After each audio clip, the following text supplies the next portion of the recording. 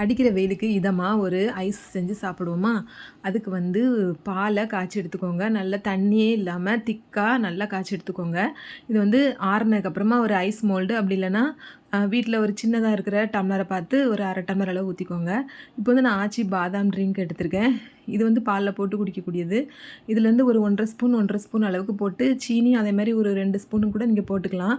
இந்த பாதாம் ட்ரிங்க்கில் என்ன இருக்குதுன்னு பார்த்தீங்கன்னா, பாதாம், அப்புறம் முந்திரி பருப்பு, அப்புறம் குங்குமப்பூ, சீனி, ஏலக்காய், பால் பவுடர் எல்லாமே கலந்துருப்பாங்க. இப்போ எக்ஸ்ட்ராவாக நம்ம கொஞ்சம் முந்திரி பருப்பும், பாதாமும் கட் பண்ணி போட்டுக்கலாம்.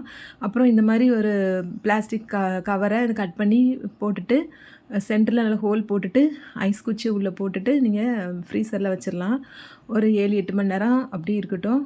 அப்புறம் எடுத்து அது கவரை ரிமூவ் பண்ணிவிட்டு பின்னாடி கொஞ்சம் தண்ணியில் அலசிட்டு எடுத்தோன்னா ஐஸ் ரெடி ஆயிரும். ரொம்ப சூப்பராக இருக்கும். ட்ரை பண்ணுங்கள். தேங்க்யூ.